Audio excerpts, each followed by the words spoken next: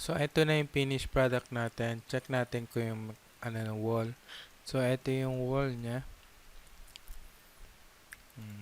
This one, lagyan natin ng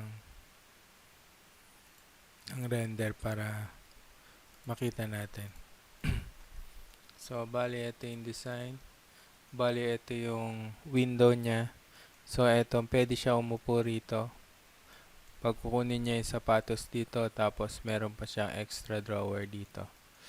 So, marami na may lalaman dito. So, dito, pwedeng long dress. Dito rin pwede.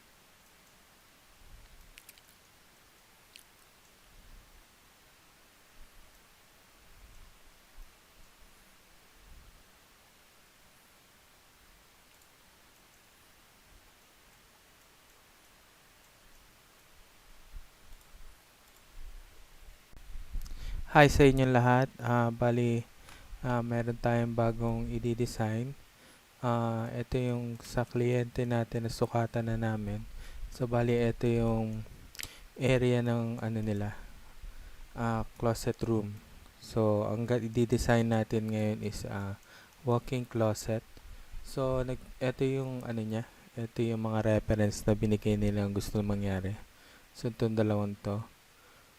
Tayo na raw bahala kung paano natin i-design. Basta ma-maximize natin yung space na nandito. Hindi ko na po ituturo kung paano i-set up tong reference dito, tsaka yung paggawa ng wall. Check nyo na lang po yung ibang tutorial na meron tayo para po dito. I-hide na lang muna natin tong wall. Ginawan ko siya ng layer. Ito, may layer siya dito. Pwede natin disable and disable. Meron din akong ginawang guide walls. Yan, so nasa ilalim siya. So para mas madali tayong mag-design.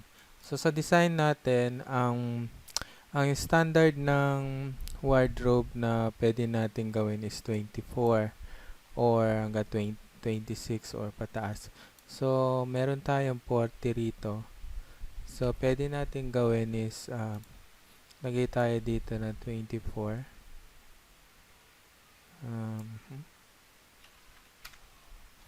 Tapos from here, labas natin yung wall para makita natin kung hanggang saan yung. So, hanggang dito, let's say 30. 32, 34. So, hanggang dyan yung kakainin natin. Hide uli natin. Tapos, from here, 24 again. So, pag chinek natin, kung kukunin natin yung 24, what happened? So, from here, 24 ulit. So, ganito yung mangyayari. So, ito yung space na matitira. Yan. So, pag ganyan siya. Tapos, ito na yung bintana. Pag magdi-design po kayo, lagi nyo tatandaan, huwag nyo isagad yung design nyo. Let's say, dito, 60 yung sukat namin. So, maglagay kayo ng 1 inch siguro 59.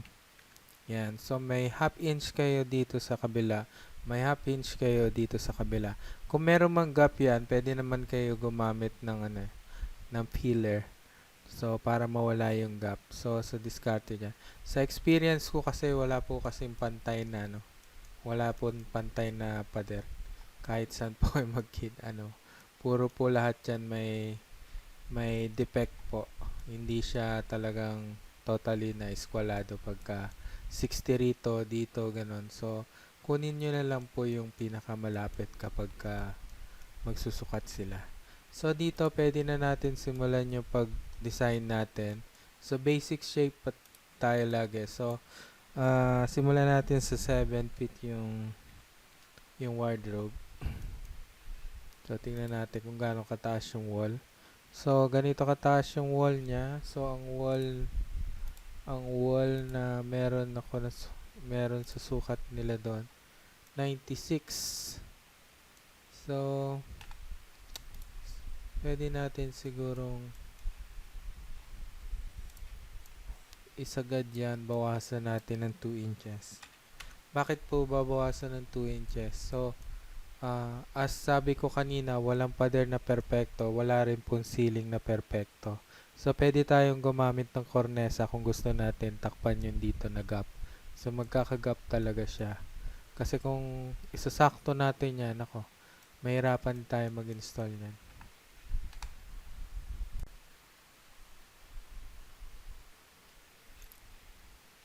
Gawin natin po siyang component. Yan, tapos pwede natin pag-aralan muna natin yung layout. So, dito pwede tayong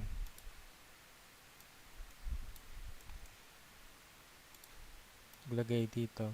Yan. Make component. So, actually, naisip ko, comment lang dun sa nag-design ng bahay kasi meron siyang bintana dito. Sana kung magdi-design yung architect, huwag sanang lagyan ng bintana dito kasi sayang hindi ma-maximize eh. Pwede sana yan i-diretso rito. Mas marami pa yung may lalagay na damit, mas malaki yung closet na magagawa. Since meron siyang ganyan, hanggang dyan lang yung limitation niya. Plus, diskatya na lang natin dito siguro lalagyanan to ng sapatos dito sa area na to. So, yan. So, hide na natin to wall. So, bali magiging ganito siya. Paano natin to i-design na maganda? So, siguro, gawin natin corner cabinet to. So, eto, hindi natin ma-maximize dito yung 24. So, siguro gawin natin tong 18. 18. Kasi hindi na proportion in design. Tsaka yung functionality niya, mahihirapan tayo. And so, eto, gawin natin siyang from here. Gamit tayo x-ray para mas madali. Yan. Then, kunin natin to as corner cabinet. Eto,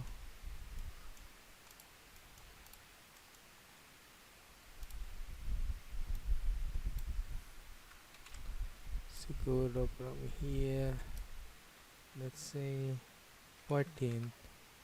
Yan. Tapos, eto wardrobe na. Eto corner cabinet. So, try natin. So, i-hide muna natin to. So, from here is 24.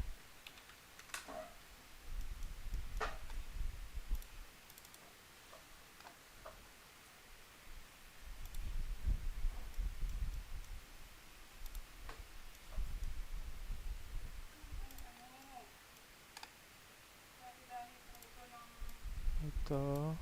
Yan. So, meron na tayong corner cabinet. Tapos, i-unhide natin yung isa nating cabinet. So, double click. Edit natin. So, magiging ganito siya.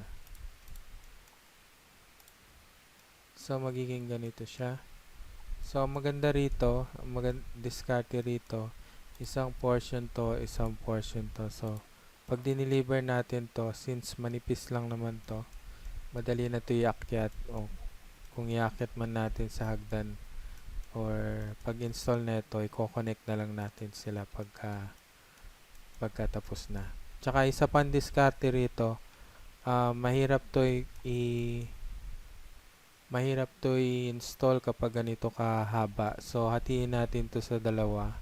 Hatiin natin sa gitna para pag-isipan natin kung paano natin hatiin siya.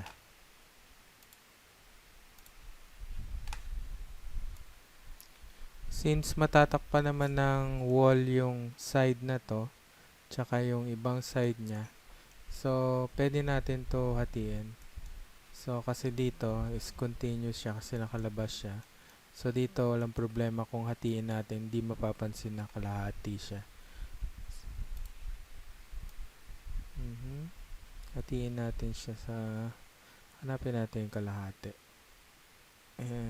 Ito yung midpoint niya, 47.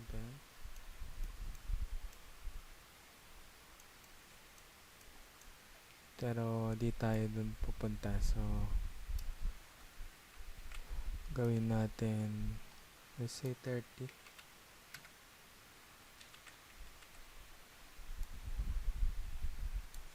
30.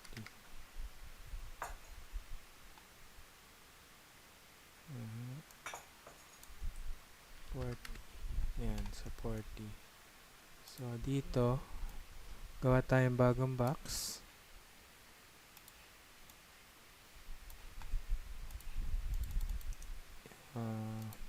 May component. Tapos, palitin natin to.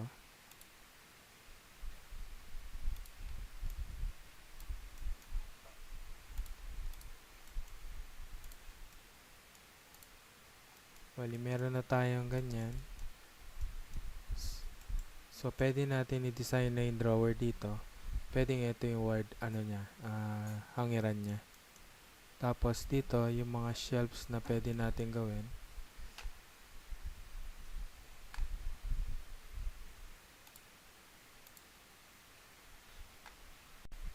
Ito rin isang to, pwede natin to hatiin kasi kung gaya ng sabi ko kanina, mahirapan tayo install tong ganito kataas. So pag pinasok natin yan, imagine niyo pag pinasok natin to sa kung buo siya, papasok natin sa pinto tapos i-roll natin ganon. So naka-side siya. So tatama na yan sa kisame.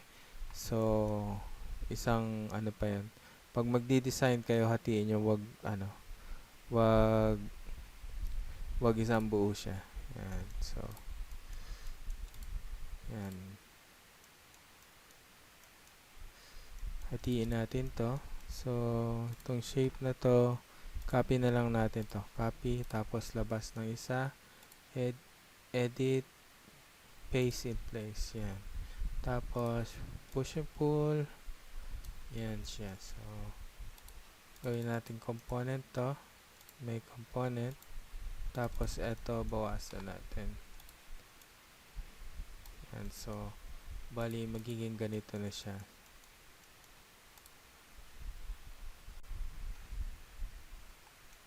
Dito, pwede natin tong portion na to, sayang kasi, pwede natin gawin tong shoe rack. So, labas natin yung wall natin para makita natin hanggang saan yung bintana.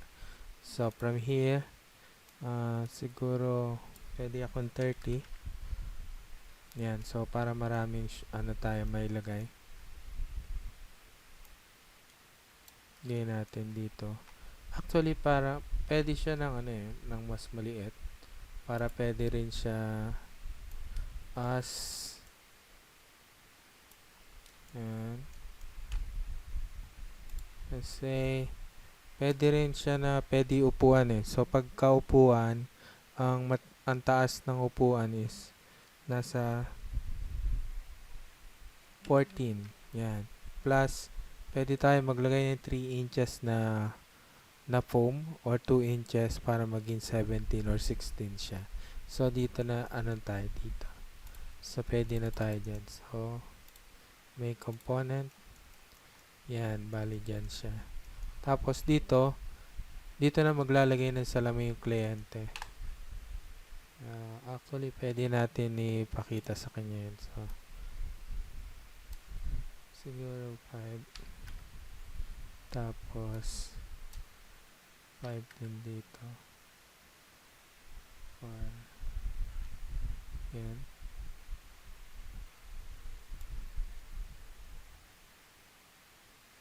So, ganyan. Then, 60. 4, 7 feet. 6 feet. Yan. So, ito na yung lalagyan na natin ng mirror. So, ang sabi ng kliyente, didikit na lang daw niya sa pader. So, 0.5.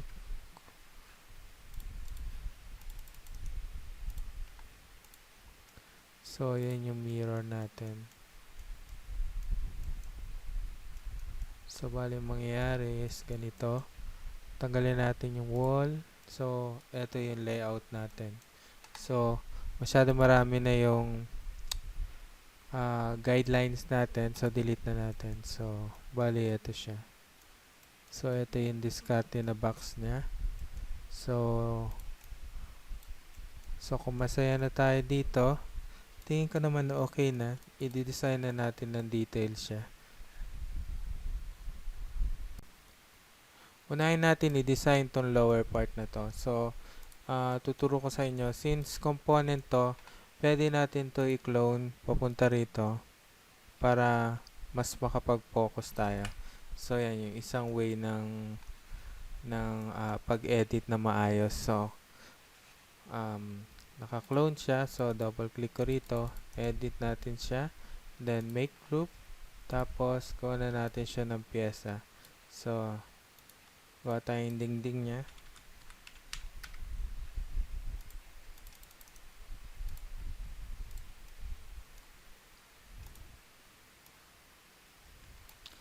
So, makikita nyo yung mga ginagawa ko. May mga tutorial ako iba kung paano mag-clone, kung paano mag-gamit ng array na mas focus doon. Panoorin nyo lang po yung iba kong tutorial. So, dito medyo papaspasan natin ng kaunti para hindi naman masyadong mahaba yung video natin. So, from here, pwede natin siyang gawa tayo ng parts dito. Tapos, gawin natin thickness ng plywood nyo. So, make component. Tapos, kung nakikita nyo, nakaangat siya. So, madali lang yun sa iangat nyo lang dito. Yes, let's say 2 inches. Yung iba, ginagamitan pa nila ng kick toe. Ako, parang mas gusto ko may kick toe kasi para hindi tatama dun yung makakapag-move. Mas madali mag-move pagka may kick toe. Ibahin natin ng kaunti yung design. So, gawan natin ng kick toe.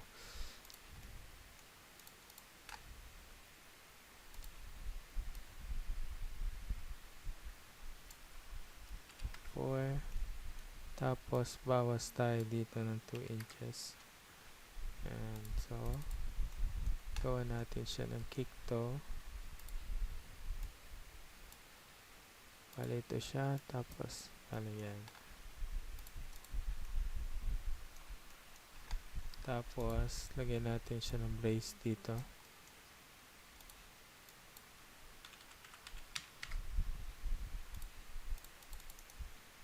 May component. Tapos, from here. Yan. So, meron siyang kick. So, meron na siyang kick to.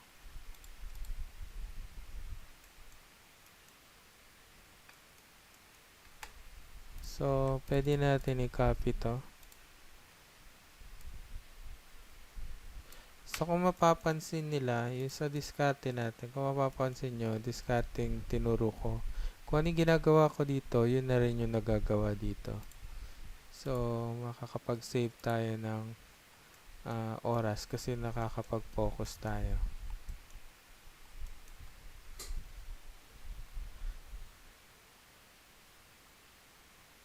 So, kung titignan nyo, yung diskarte na to, medyo kumpara dun sa straight lang na ganito, is medyo mas maraming materyales, pero mas makaka-save kayo sa oras kapag nag-install kayo. Minsan kasi mas mahirap pa install yung isang ganito. Minsan nawawala siya sa eskwela. At least eto, buo na siya. Sasalpak nyo na lang na parang domino, tapos screw nyo, tapos uwian na. So kapag hindi kasi tanggal lahat yan, pagka i-deliver nyo kasi to, kung isang buong ganon, mas tipid sa plywood, pero ang pakahirap mag-install, lalo na ganitong napaka-limited yung yung area na paglalagyan. So ang sikip ng closet room na to. So kailangan diskartehan natin kung paano natin i-install na maayos. So isa ring way para mag-edit. So yung isang pinakita ko kanina, nilalabas ko lang yung clone niya. Meron ding isang way na para makapag-focus ka, pwede mo i-click tong view, tapos component edit, hide rest of model. So kapag i-edit mo ngayon tong component na to, mawawala ang lahat. So yung kaparehas lang yan. Halimbawa, naka-clone kayo ng maraming ganito, yun lang ang lalabas. Pero kung gusto nyo siya lang talaga at wala rin yung clone niya, i-check nyo lang po itong hide similar component. So, from here, same process din po. I-group natin. Tapos, gawa natin ang piyesa.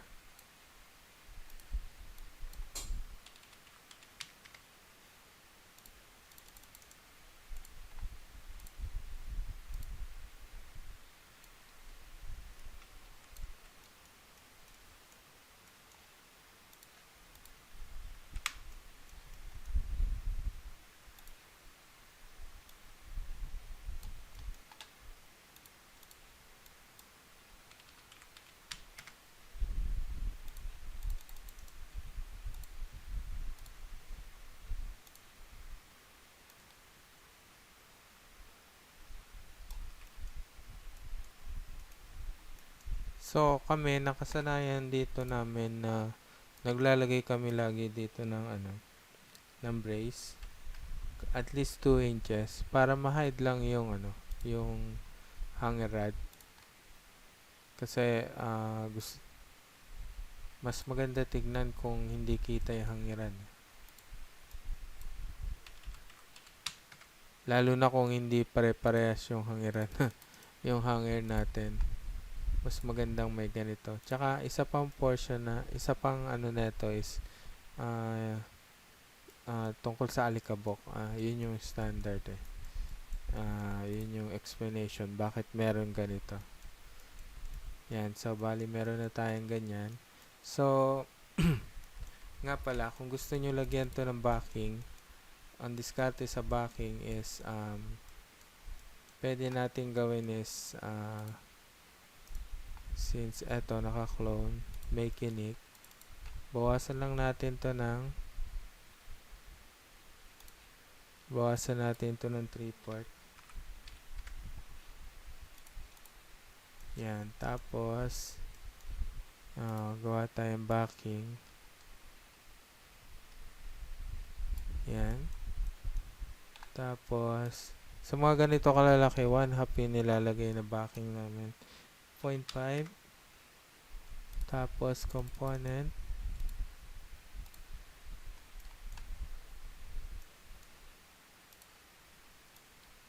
Here.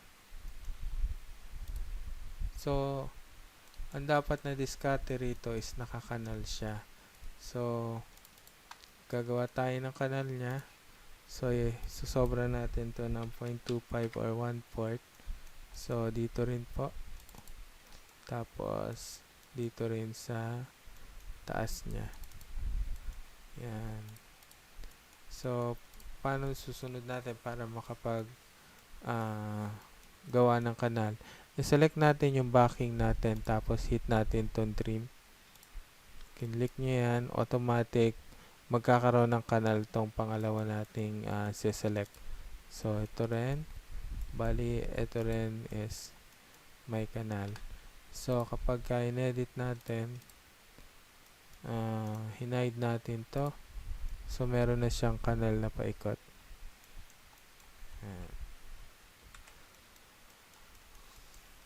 So, ganun din yung procedure dito sa kabila. Yan. So, ito na yung pwede natin hangiran. Plus, gawa na natin ng drawer tong So, nagtatanong sa akin kung paano ko to hahatiin dito sa loob ng equal part. Ang ginagawa ko is kuha akong pen tool, gawa ko ng gawa ko dito ng line. Then, i-clone ko siya rito. Yeah, clone. Tapos, gamit ako array. Slash or backslash. Then, hit ko kung ilang drawer ang gusto ko. Let's say 4. So, ayan. So, meron akong 4 equal parts na based dun sa opening nung drawer case ko.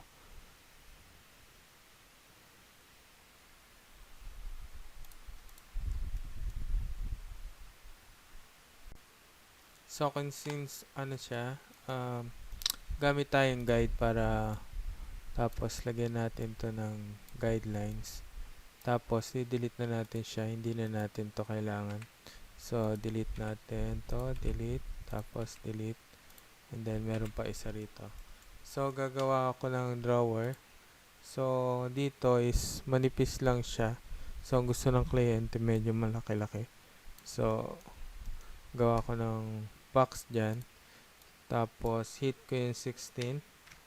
Yan, 16 yung drawer. So, malaki pa. So, pwedeng 18 din yan. 18. Yan, 18. Pwede pa nga 20, pero 18 na lang, masyadong mahal yung 20 na drawer slide. So, gawin ko siyang component. Then, duplicate ko siya rito. Duplicate ko rin siya rito.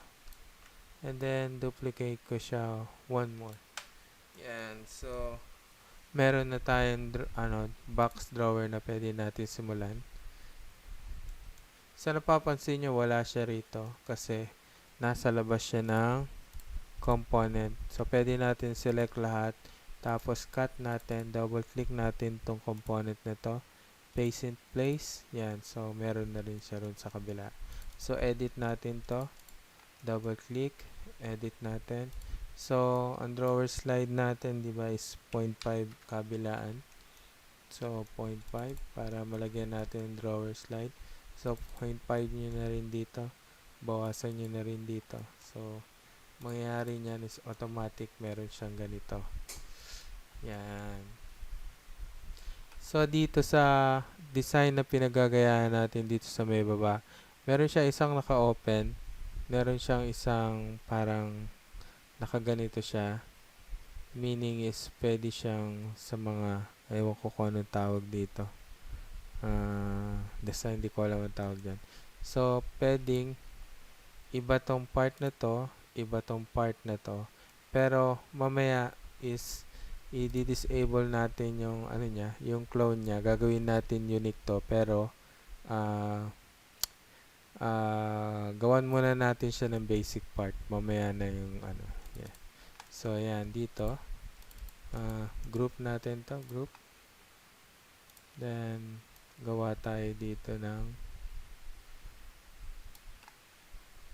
component niya.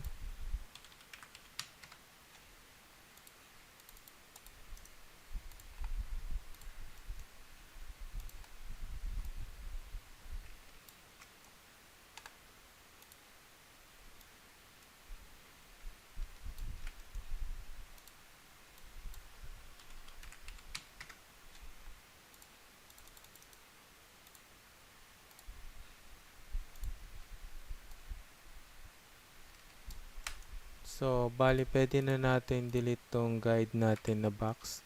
So, nakikita nyo is nagmumukha na siyang drawer. So, pwede natin i-right click to, then make unique. Kasi dito natin sisimulan yun sa pagpasok ng plywood. So, 0.5. Then, napapansin nyo, ine-edit natin tong part na lang na to, pero kapag zoom in natin, nahirapan tayo kasi nakikita rin natin yung kamukha niya. So, dito kung na pwede natin gawin is click nyo yung view, edit, component edit, then hide similar component. Yan. So, doon lang tayo sa isa magpo-focus. So, gawa tayo ng plywood niya. Then, 0.25, pwede na 1/4 dito kasi maliit lang yung drawer. So, may component.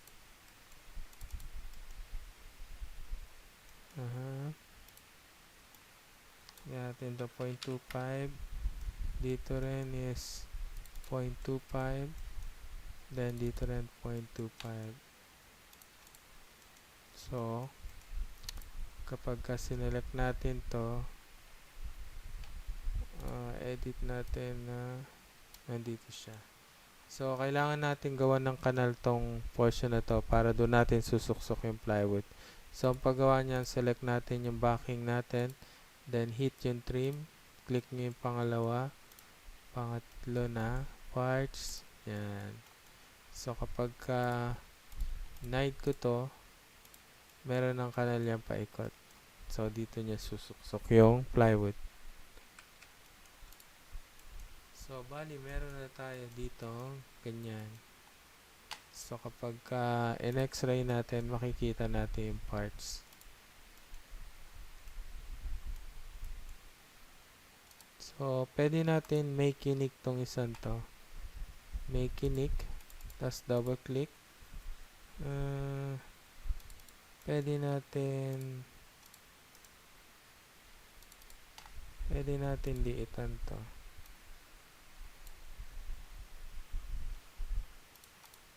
Yan.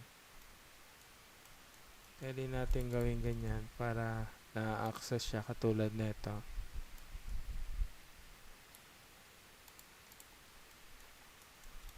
Bali yan. Tapos, so,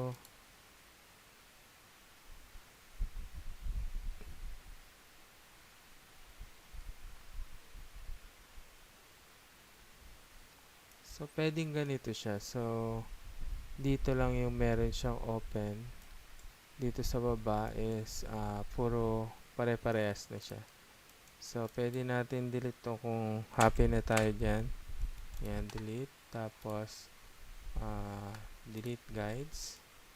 So, eto na siya.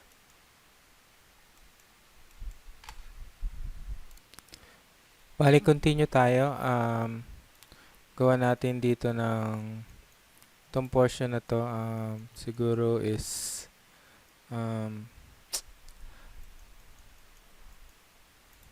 gawin natin to i-group natin. Group. Tapos, select natin tong portion na to. Then, copy. Then, labas kayo dun sa group. Then, edit, paste in place. Then, kapalan natin ng kasing kapal ng plywood. Then, make component. Tapos, clone natin to sa baba. Yan. So, pagka-clone natin, pwede na natin delete tong portion na to. Yan. So, kung makikita nyo, ganyan siya. So, actually, pwede na siya.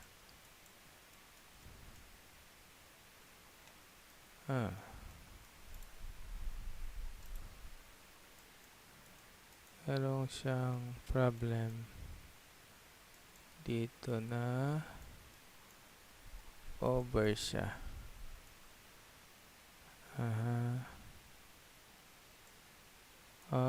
I see. Ito yung nag-over. This one yung over. So, edit natin.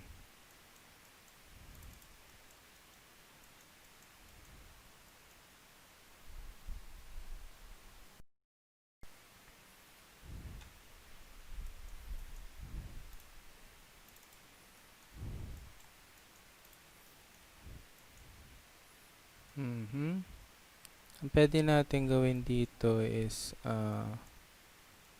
gawing shelves lang to. So, dito pwede nating gawan dito ng parts niya.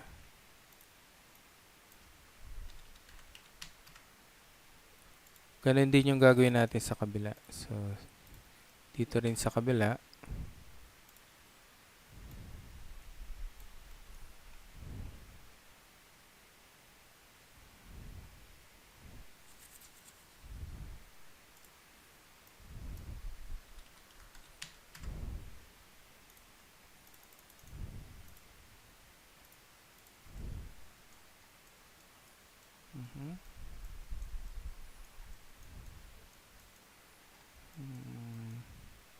Siguro pwede natin tanggalin to. Dito tayo gawa ng parts niya. So, bali ganito siya. So, 11, 16. Gawin natin component. Bali, ito siya.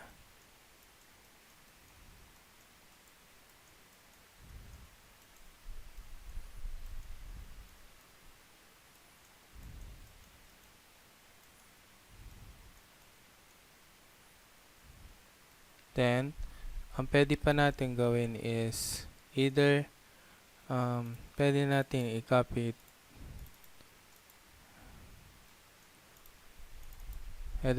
i-copy yung part na to. Ilagay natin dito. Yan. So, i-make unique natin para ma-modify natin.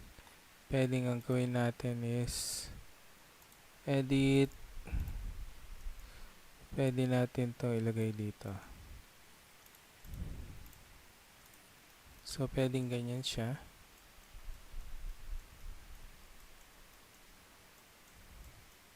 So, pwede rin hangiran to. Pwedeng, eto naman, shelves lang. So, eto pwede rin additional na hangiran. Then, meron tayong option dito na maglagay ng shelves. Susubukan natin kung maganda tignan. So, dito,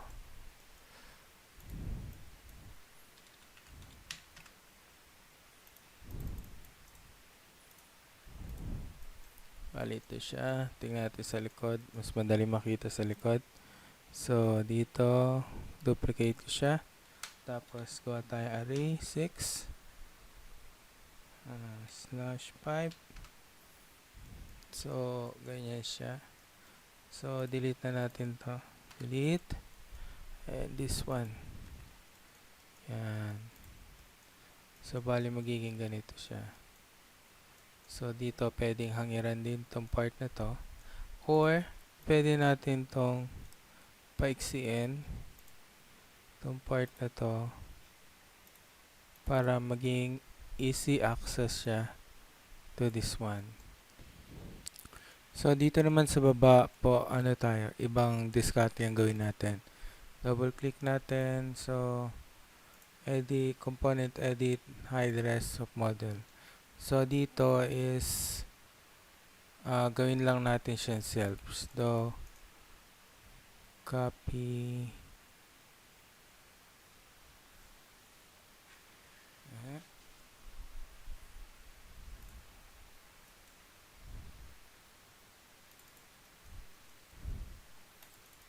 So, group. Dito ibayin natin, discarte natin. So, unahin natin gawin to. Dito, 11, 16. May component. Tapos, dito naman sa kabila. 11, 16. So, bali, ito na siya. And then, kakopy natin tong portion na to. Isa, dalawa.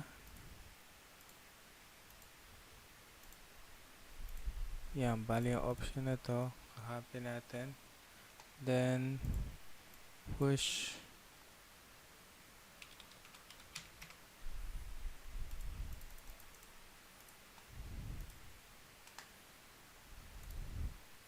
Then, duplicate natin dito. Then, /5 /4. So, bali ganito siya. Click na, delete natin to. So, bali magiging ganito siya.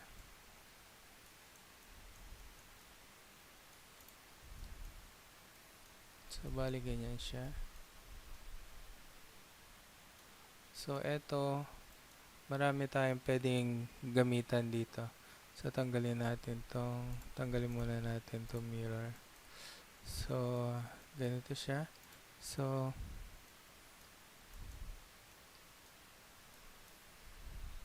ang pangit sa design nito may kanto. So, anihin natin tong kanto na to, bawasan natin. So, bawas tayo dito from here 3 inches, tapos 3 inches din dito. Tapos natin to. Pwede nyo i-curve yan, pero tingin ko mas gusto ko yung ganito lang. So, dito rin 3 inches dito, 3. Then 3 dito. Then remove natin to.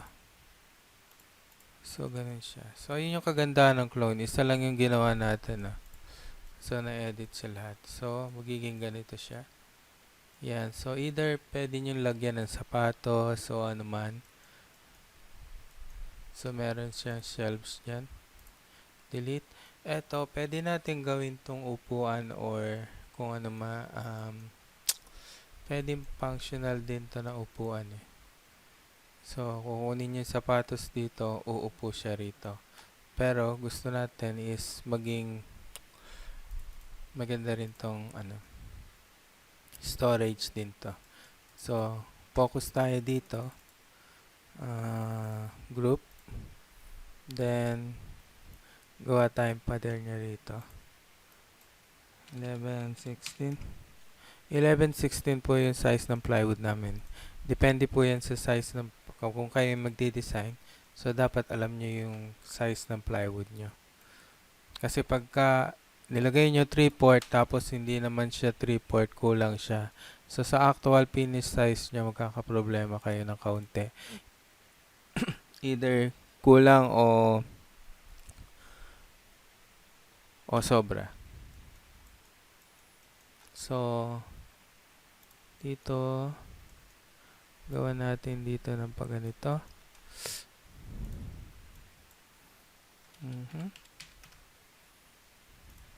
Then, component natin. Then, move natin ng 2 inches dito. 2. Tapos, kaya natin dito 11-16.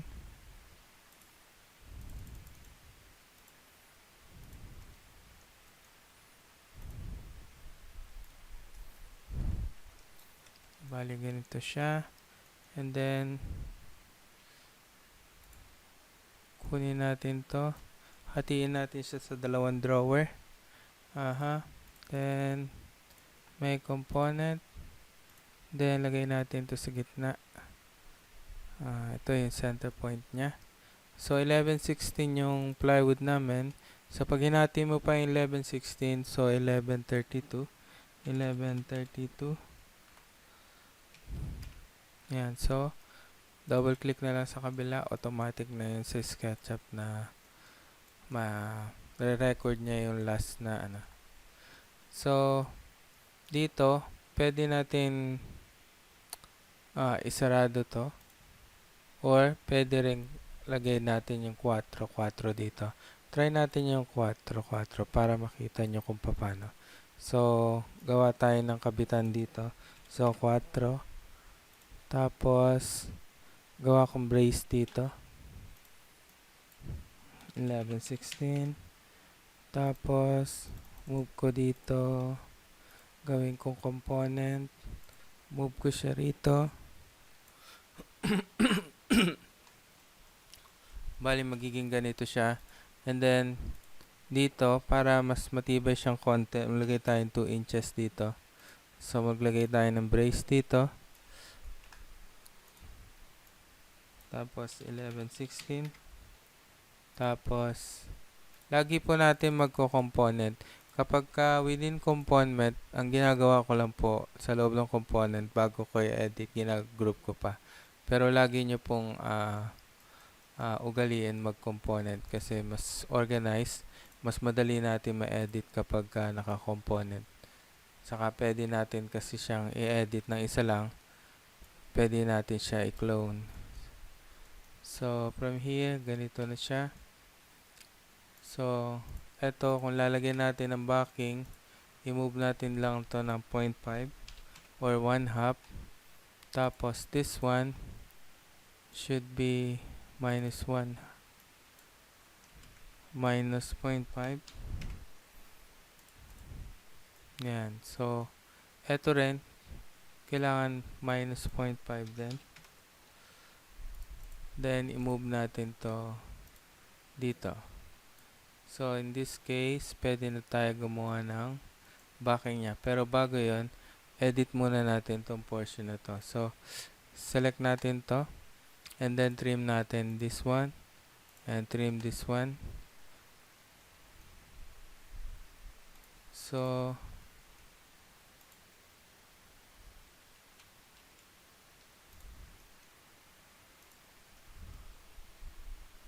sorry. So, ito pala yung dapat na. So, select ko to. Then, trim ko to. Tapos, select ko to. Tapos, trim ko to. So, ang nangyari po dyan is, pag tinignan nyo sa x-ray, nabawasan siya ng ganon. So, kinain niya yung kinakain na overlap nito. So, magandang way din yun para makatipid tayo ng oras kasi may way doon na mamanu-manuhin natin siya. So, from here, click ko to, then click ko to, then click ko tong trim. So, automatic ganyan na siya. Tapos, pwede tayo maglagay ng plywood dito. Sorry. Yan, plywood dito. Tapos, may tayo 0.25, 1 port. May component. Tapos, double click. 0.25. Dito rin is 0.25. Bali ganito siya. And then, pwede natin i-move to dito. Yan. So, i-trim natin tong portion na to. So, wala siya sa loob. Pasok natin sa loob. Yan. So, dapat parehas sila nasa loob na isang component para mag-react sila maayos. So, from here, kuha siya. Tapos, this one. So, kung makikita nyo, nakakanal na siya. So, hide ko tong part na to. Yan, may kanal na siya. So, yan. Then, after this, pwede nyo nalagyan to ng foam. So, let's say, ito na yung foam. Let's say, 3 inches. 3. Then, double click. Then, make component. Then, right click again. Meron dito tinatawag na soften smooth edges. So, angat lang natin to. Yan. So, para magmukha siyang foam. So, bali, sayang tong area na to. Pwede natin to gawa ng drawer. So, click ako dito. Gawa ko ng box. Tapos, ano bang size nito? So, size nito 17. Pwede tayo maggawa ng box na 14. So, double click. Make component. Then, hatakin natin dito. Yan. So, ang una natin gagawin is group muna natin siya. Group. Tapos, gawa tayo ng drawer paste niya. Drawer paste. Then, 11, 16. Tapos, this one should be another layer. This one should be moved here. Yan. Tapos, babawas tayo ng 1/2 inch para sa drawer slide natin. So, 1/2 inch. So, magiging ganito siya. So, babawas ako ng 1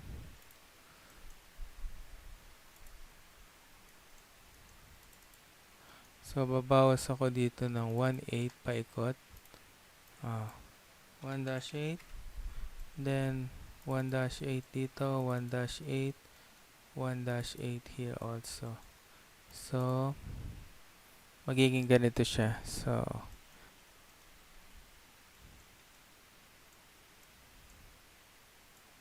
ayan, bali ganito siya. Ang pwede natin gawin, bawasan din natin ng 0.5 to 0.5. Then, bawasan din natin dito ng 0.5. So, ito mangyayari sa kanya. Ngayon, design natin itong drawer na to. So, make group. So, from here, gawa tayo ng pyesa niya. 11/16. Then, make component.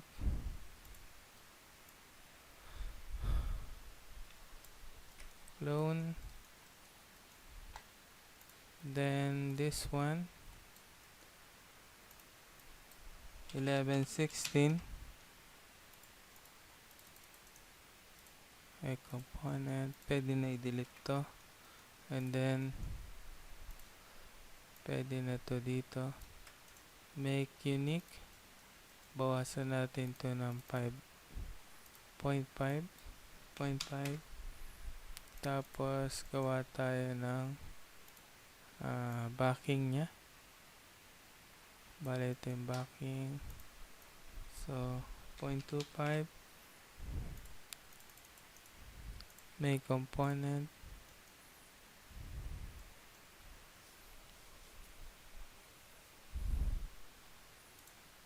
So, move natin here. Tapos, double click. 0.25. Then, 0.25 din dito. And also this one. So, ganun pa rin. So, solid tool. So, select natin to. And then, select this one. Select this one. Tapos, select this one. So, this one should select this one. So, bali, ito na siya. So, yun na yung drawer niya. So, ito na yung ending. So, yung ibang hardware, di ko na i-design. Medyo mahirap siya. So, ito na yung ending. Pagpasok niya dito, and then,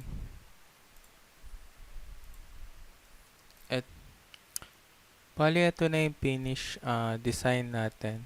So, lagyan lang natin to ng render na glass para makita natin. So, bali, ganito lang siya. So, natapos na tayo doon. So, accurate na yung mga parts na to. Pwede na natin i-transfer sa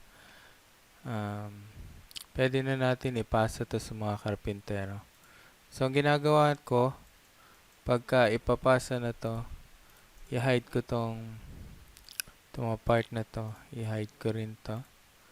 Yan. So, lahat ng measurement, pwede natin muna tanggalin. Tapos, itong part lang na to, ito i-hide ko rin to since upholstery to. So, ito yung kailangan kong mga parts niya. So, pwede natin ilagyan ng backing yung likod niya. Same lang din yung kaninang pinakita ko. Pero ngayon is magpo-focus tayo kung paano mag-generate ng cut list. So, dito sa extension ko, meron ditong open cut list. Pwede nyo siya install or something. So, isa pa palang rito is select nyo lahat ng visible component nyo. Tapos, mag-select kayo ng solid colors. Siguro pwede na to. Yan. And then, huwag nyo kakalimutan mag-save. Extension, open cut list, materials. Then, sa materials, since ito yung ginamit natin, hindi na natin kailangan itong mga to. Ewan ko ba bakit ganito tong to. Lagi na lang nag-auto.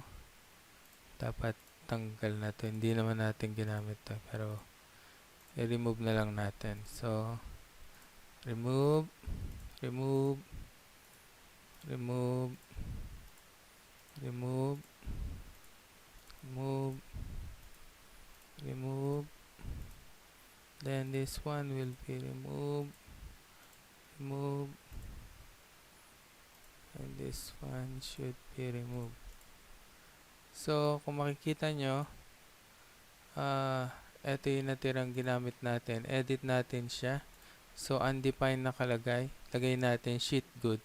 Sheet good is meaning yung plywood nyo.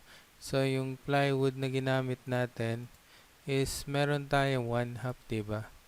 Meron din tayong 11/16. 11/16. Tapos, comma. 1/2. Comma. Then, 1/4. And then, ang length ng plywood natin is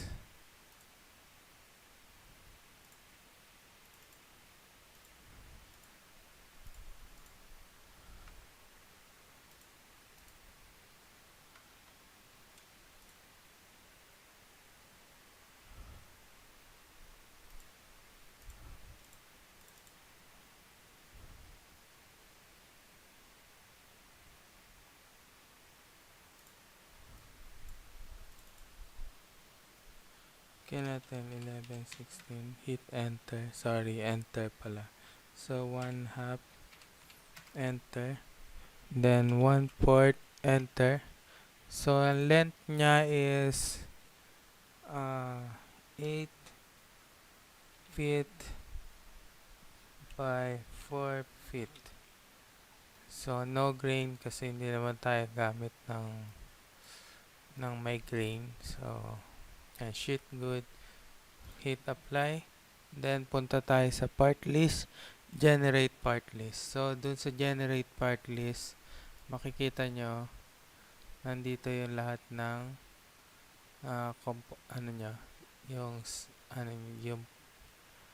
yung cut list natin. Bali, ito yung size na putol niya. And then, pwede tayo mag-create ng diagram niya. So, papakita dun sa plywood kung paano siya pwedeng putulin. So, makikita rin natin kung ilang plywood yung kailangan. So, 7. So, ito yung magandang suggestion niya na pagputol. Ang kagandahan dito, pag meron ka rito, i-print mo lang to, paputol natin ng 48 doon, putulin ng ganon. So, pwede siya. Lalo na kung may CNC kayo, pwede nyo gamitin sa CNC yung ganito. So, ikakat nyo to. So, yan po nagtatapos yung tutorial na to. Maraming salamat po sa pagsama nyo sa akin. Sa ulitin po,